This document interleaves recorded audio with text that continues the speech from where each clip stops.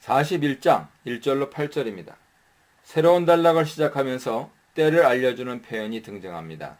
만 2년이 지난 후 술 맡은 관원장이 복직된 시점 기준이죠. 요셉은 만 2년 동안 잊혀진 사람이 되었습니다. 그동안 요셉이 무엇을 했는지는 알려져 있지 않습니다. 요셉은 감옥에서 잊혀진 존재로 외롭고 힘든 나날을 이겨내야 했습니다.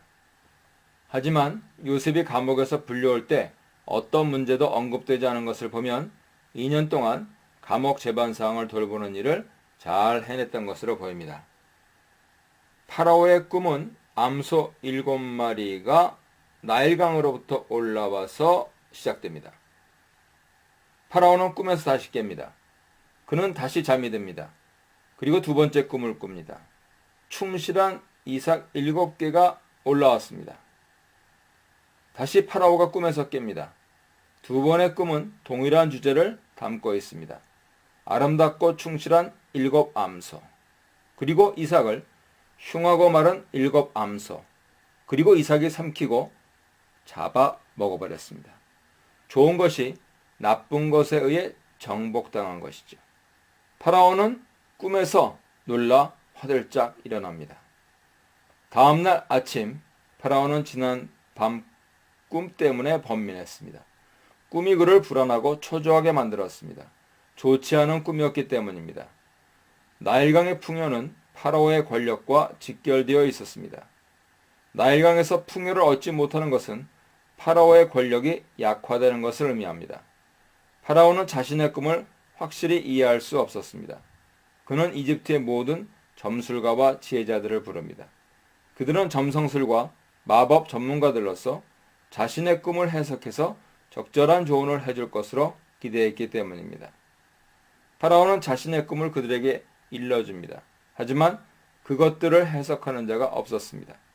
아마도 점술가와 지혜자들이 이런저런 해석을 내놓았을지 모르는데 그들의 설명은 파라오를 만족시키지 못했던 것으로 보입니다. 그들은 파라오의 꿈을 해석하는데 실패했습니다. 이제 꿈의 달인이 필요한 시점이 되었습니다. 9절로 13절입니다. 이러한 상황에서 술 맡은 관원장이 나섭니다. 그는 최측근으로서 파라오에게 일어난 모든 일을 지켜볼 수 있었습니다. 먼저 자신의 죄를 시인합니다. 자신이 꼭 했어야 할 일을 하지 않았기 때문입니다. 2년 동안 요셉을 잊고 있다가 상황이 이렇게 되자 그를 기억한 것이죠. 그는 파라오에게 감옥 경험 이야기를 했습니다. 파라오가 두 관원장에게 분노해서 친위대장 보디발의 집에 있는 감옥에 가두었을 때 그들이 같은 날 꿈을 꾸었다고 말했습니다. 그들은 같은 날 꿈을 꾸었지만 동일한 꿈은 아니었고 각자 해석이 필요한 꿈이었습니다. 그때 그들의 꿈을 해석한 요셉을 소개합니다. 술 맡은 관원장은 요셉을 친위대장 보디발의 종 히브리 청년이라고 소개합니다. 히브리 청년이라는 표현은 보디발의 아내가 요셉을 가리켜 말했던 히브리 사람, 히브리 종에 이어서 세 번째로 등장하는 표현입니다. 히브리라는 표현을 통해 요셉의 민족 배경이 강조되죠. 그러한 요셉 출신의 문제는 전혀 대두되지 않습니다. 그는 그들의 꿈을 제대로 해석했기 때문이죠. 술 맡은 관원장은 파라오에게 자신들이 요셉에게 꿈을 일러주었을 때 요셉은 그들의 꿈을 각자에 따라서 적절하게 해석해 주었다고 합니다. 요셉이 해석한 꿈대로 자신은 복직되었고 떡 굽는 관원장은 처형되었다는 것이지. 여기서 우리는 세 가지 꿈에 대해 구별할 필요가 있습니다. 창세기 37, 41장에서 세 꿈을 만납니다. 요셉의 꿈, 두 관원장의 꿈, 파라오의 꿈입니다. 세 가지 꿈은 한 가지 점에서 일치하는데 모두 두 개의 꿈을 꾸었다는 것이죠. 하지만 세 꿈은 내용과 전개 과정에서 다릅니다. 먼저 요셉의 꿈을 보겠습니다. 요셉이 꾼 두 개의 꿈은 동일한 꿈의 반복이었습니다. 첫째 꿈은 곡식단에 관한 것, 두 번째 꿈은 해, 달, 11별에 관한 것이었습니다. 동일한 주제를 다루고 있는 꿈의 반복입니다. 그 꿈은 너무나 분명해서 특별한 해석이 필요하지 않습니다. 요셉이 해석해 주지 않아도 아버지와 형제들은 꿈의 의미를 알아차렸습니다. 요셉이 장차 통치자가 될 것이라는 사실이었죠. 요셉의 꿈은 요셉의 이야기를 이끌어가는 중심 주제 역할을 합니다. 꿈의 내용이 무엇인가가 문제가 아니고 과연 요셉의 꿈이 실현될 것인가 하는 게 문제죠. 요셉의 꿈이 실현된다면 어떻게 실현될 것인가 하는 것이 요셉 이야기의 관심사입니다. 두 관원장의 꿈은 전혀 다른 결과를 가져오는 반대 꿈입니다. 동일한 날의 꿈을 꾸었고 내용도 유사하지만 정반대 결과를 갖고 왔죠. 그래서 두 관원장의 꿈은 적절한 해석이 필요한 꿈입니다. 자신들은 꿈의 내용을 해석할 수 없어서 요셉의 도움을 필요로 하지요. 두 관원장의 꿈은 요셉이 꿈의 달인 바알 할러모트임을 증명하는 사건이 됩니다. 두 관원장은 요셉의 해석대로 서로 다른 운명을 맞습니다. 한 사람은 복직되고 한 사람은 처형됩니다. 파라오의 꿈입니다. 그가 꾼 두 번의 꿈은 동일한 주제의 반복이지만 하나의 꿈이었습니다. 두 단계 사건으로 구성됐습니다. 하나의 꿈 안에 대조적인 두 가지 요소가 어우러져 있는 것이죠. 처음에 등장하는 좋은 상태는 다음에 등장하는 나쁜 상태에게 잠식됩니다. 이 꿈도 해석을 필요로 하지요. 이집트의 점술과 제자들도 해석해내지 못합니다. 그래서 요셉이 파라오 앞에 서게 됩니다. 파라오의 꿈은 요셉을 꿈의 해석자로만 있게 하지 않습니다. 꿈을 해석하고 또 이에 적절히 대응 조치를 취해야 하는 꿈의 실행자로 탈바꿈하게 하지요. 이처럼 요셉 이야기에 등장하는 세 가지 꿈은 유사한 요소를 가지고 있지만 서로 다른 특징을 보여줍니다. 세 가지 꿈은 연속적으로 요셉이 점점 더 적극적인 역할을 하도록 발전됩니다. 세 가지 꿈은 요셉을 단순히 꿈꾸는 자에서 꿈의 해석자로 그리고 끝내 꿈의 실행자로 역할을 탈바꿈하게 하는 중요한 모티프입니다. 이 문단에서는 꿈의 주인이신 하나님, 애굽의 미래를 주장하시는 하나님, 대책을 제시하는 요셉에 대해서 묵상해 보시기 바랍니다. 14절로 16절입니다. 파라오는 술 맡은 관원장 말을 듣고 곧바로 사람을 보내 요셉을 불러오게 합니다. 사람들은 급히 요셉을 구덩이, 옥에서 꺼내 파라오 앞에 오게 했습니다. 그는 수염을 깎고 새 옷으로 갈아입고 파라오 앞에 서게 됩니다. 요셉 이야기에서 의상은 매우 중요하죠. 새로운 의상을 입고 파라오 앞에 선 것은 그가 더 이상 죄수가 아니라 파라오 앞에 설 만큼 권위와 명예를 가진 사람이다 하는 점을 보여줍니다. 아버지가 준 채색 옷이 벗겨진 채 지금까지 지내오다 이제 파라오 앞에 새 옷을 입고 섭니다. 파라오는 요셉에게 자신의 꿈 이야기를 합니다. 두 관원장의 꿈을 꾼 뒤 요셉을 만났을 때 말한 바와 동일한 그러한 말을 합니다. 파라오가 얼마나 번민하고 있는가 하는 것을 잘 보여주죠. 요셉이 꿈의 내용을 듣고 그것을 해석한다 들었다 합니다. 이 해석은 꿈의 내용을 이해하는 것만을 말하지 않습니다. 꿈을 해석하는 것은 그 내용을 이해할 뿐만 아니고 대비책도 말할 수 있는 능력과 용기를 갖춘 것을 의미하죠. 그런 의미에서 이집트의 점술가 그리고 지혜자들은 요셉과 대조됩니다. 그들은 파라오의 꿈을 제대로 이해할 수 없었을 뿐 아니라 그 꿈의 내용에 대한 대비책을 마련하도록 하는 책임감, 용기가 없었습니다. 파라오의 말을 들은 요셉은 거침없이 대응합니다. 자신이 아니라 하나님이 파라오에게 샬롬의 응답을 주실 것이라고 하죠.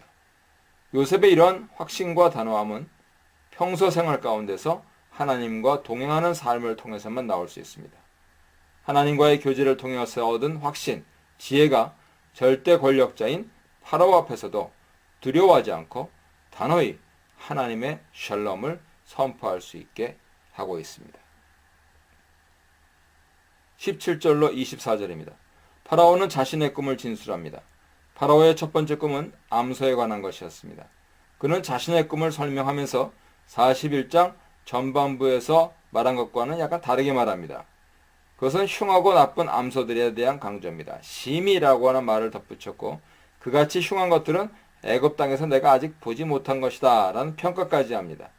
파리하고 흉한 암소들이 아름답고 살진 암소를 먹었으나 그들의 모습은 처음처럼 흉하였다고 강조합니다. 그는 자신의 꿈이 결코 좋은 것을 말하고 있지 않음을 알았습니다. 그의 두 번째 꿈은 이삭에 관한 것이었죠. 파라오는 이와 같이 두 번에 걸쳐 꾼 자신의 꿈을 일러준 뒤에 말합니다. 자신이 점성술, 마법에 능통한 전문가들에게 말했으나 누구도 그것에 대해서 제대로 일러주는 자가 없었다. 파라오는 자신의 꿈에 대한 해석자를 찾지 못해서 이제 꿈의 달인인 요셉에게 자신의 꿈을 해석해 줄 것을 요청하고 있는 것입니다. 25절로 36절입니다. 요셉은 파라오의 꿈 이야기를 듣고 말합니다. 두 가지 꿈은 하나고 하나님께서 자신이 하실 일을 파라오에게 일러주신 것이라고 합니다. 이어서 꿈 내용을 해석합니다. 두 가지 꿈에 나타난 7 좋은 암소, 7 좋은 이삭은 7회라는 것이죠. 흉하고 파리한 7 암소, 마르고 속이 빈 이삭도 7회인데 그것은 흉년을 의미한다는 것입니다. 다시금 모세는 파라오의 꿈이 하나님이 하실 일을 파라오에게 보이신 것이라고 강조합니다. 이어서 요셉은 꿈의 전체 의의를 설명합니다. 온 이집트에 7회 풍년이 있으나 그 후 7회 흉년이 될 것이고 흉년이 너무 심해서 이전 풍년을 기억하거나 알지 못하게 될 것이라 말합니다. 파라오가 2번 반복해서 꾼 것은 하나님께서 이 일을 확정하셨다는 의미라고 설명합니다. 요셉은 하나님이 이 일을 속히 행하실 것이라 강조합니다. 그는 파라오의 꿈이 지니는 의미를 분명하게 보여줍니다. 그에 의하면 파라오의 꿈은 하나님의 계시의 수단이고 하나님께서 확정하신 계획을 보여주신 것입니다. 그러나 하나님의 계시는 미래 사건에 대한 지식으로만 작용하지 않습니다.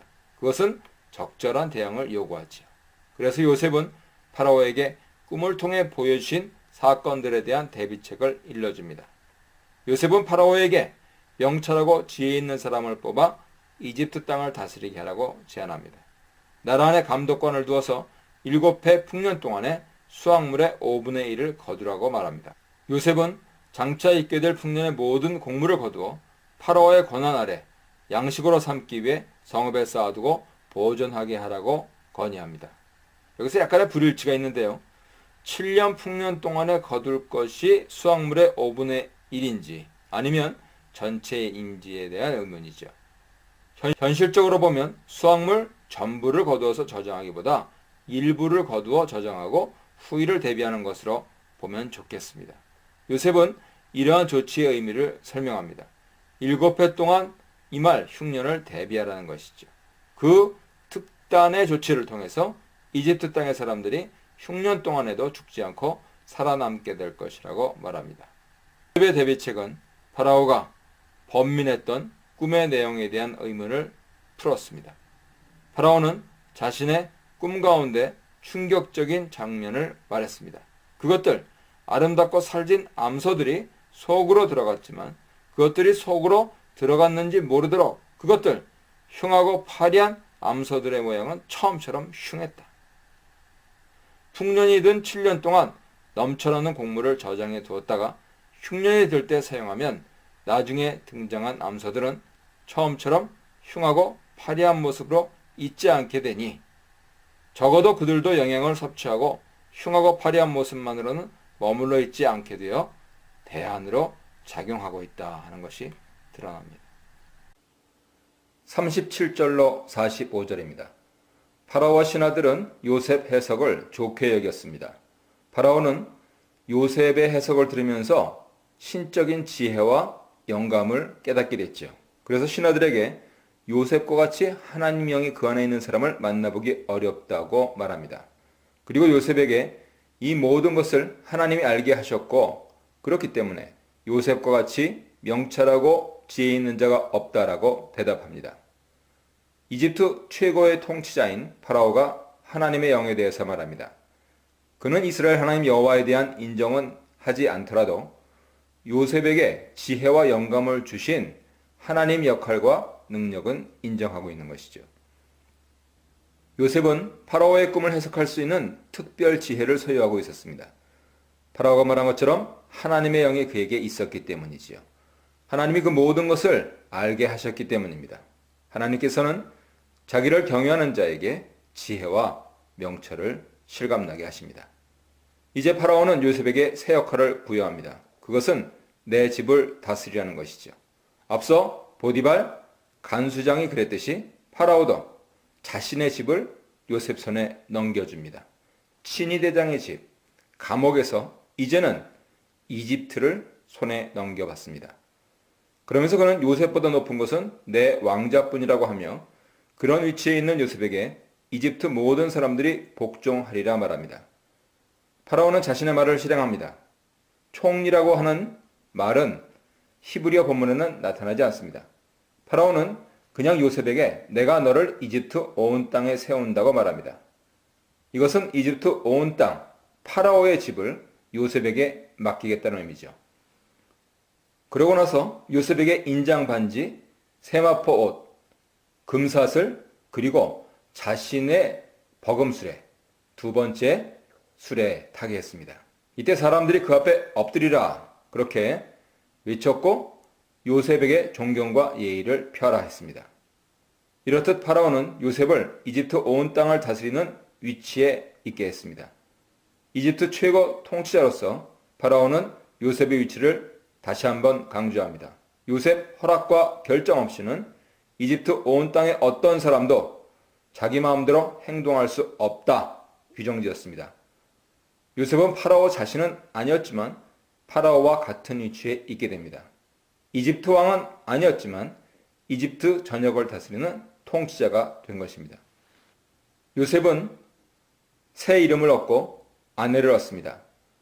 사브나파네아라는 이집트 이름, 그리고 헬리오폴리스인 온의 제사장 보디베라의 딸 아스낙과 결혼하게 됩니다. 이로써 요셉은 이집트의 완전한 일원이 되었습니다. 그의 나이 30세였습니다. 구약 성경에서 30세는 인생 최고 전성기입니다. 어리지도 않고 늙지도 않은 일하기에 안성맞춤인 나이죠. 레위인의 직무 시기가 바로 30세였습니다. 민수기 4장 2절 예를 보시고요.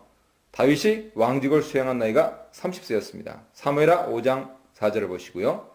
예수님 공생에 시작하신 시기가 30세였습니다. 누가복음 3장 23절을 보십시오.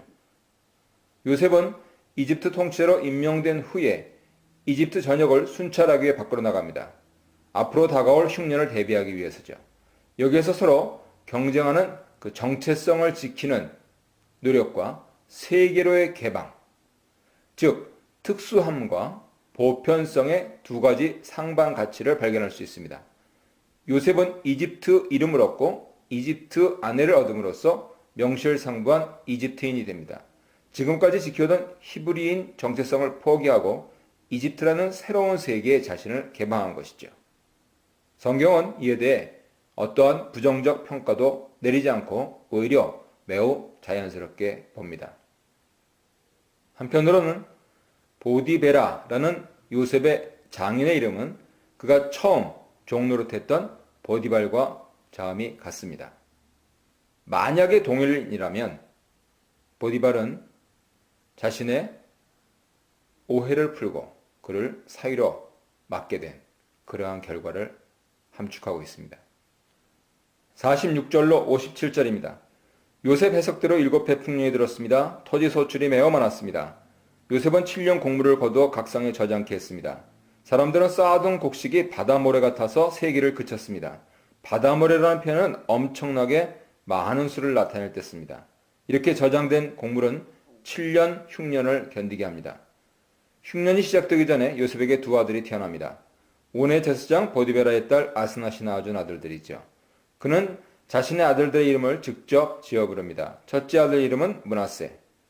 그것은 하나님이 자신의 모든 고난과 자신의 아버지의 집을 일을 잊게 하셨다. 나시아에서 나온 그러한 뜻입니다. 둘째 아들의 이름은 에브라임이라 짓습니다. 그것은 하나님께서 자신을 궁핍한 땅에서 번성하게 하셨다. 파라라고 하는 그러한 말에서 나온 말입니다. 요셉의 두 아들은 최고 전성기에 태어납니다. 요셉의 생애 주기뿐만 아니고 이집트의 풍요 차원에서 그렇습니다. 요셉 아들들의 이름에는 요셉 경험과 현재 삶에 대한 그의 신앙 고백이 들어있습니다. 하나님은 첫째 아들을 출생을 통해서 그동안 요셉이 경험했던 모든 고난을 잊게 하셨습니다. 특히 자신을 그토록 어려운 처지로 몰아넣은 형제들에 대한 나쁜 감정도 털어낼 수 있었습니다. 요셉은 둘째 아들 이름을 통해서 하나님이 자신에게 주신 번성함을 고백합니다. 특별히 7년 풍년은 이러한 복과 은혜의 실제 모습이죠. 요셉은 두 아들의 이름을 부를 때마다 하나님의 인도하심을 고백하고 하나님 주신 복과 은혜를 찬양합니다. 이제 7해 풍년이 끝나고 흉년이 찾아옵니다. 모든 나라에 기근이 있었지만 이집트 온 땅에는 양식이 있었습니다. 7년 풍년 동안 요셉이 쌓아두도록 한 양식이죠. 기근 때문에 백성들이 파라오에게 부르짖자 파라오는 요셉에게 가서 그의 말을 들으라고 합니다. 요셉은 모든 창고를 개방하고 저장해둔 곡물을 백성들에게 팝니다. 온 땅에 기근이 심하자 온 땅에서 곡식을 사려고 이집트 요셉에게로 왔습니다. 여기서 온 땅은 이집트 주변 온 나라들을 의미합니다. 요셉에게 찾아온 온 땅 사람들 가운데 요셉 형제들도 있기 때문입니다. 이러한 마지막 언급은 이 내러티브의 발전을 도모하면서 이제 말씀을 듣는 사람들의 시선을 이집트가 아니라 가나안으로 돌리게 하고 그리고 말씀의 무대를 전환시키는 기능을 합니다. 모든 일이 요셉 해석대로 됩니다. 파라오의 꿈은 그대로 이루어졌습니다. 하지만 파라오의 꿈의 성취와 실현은 요셉의 꿈의 성취입니다. 요셉은 다스리는 자로서 자신의 가족뿐 아니라 온 세계 앞에 우뚝 서게 되었습니다.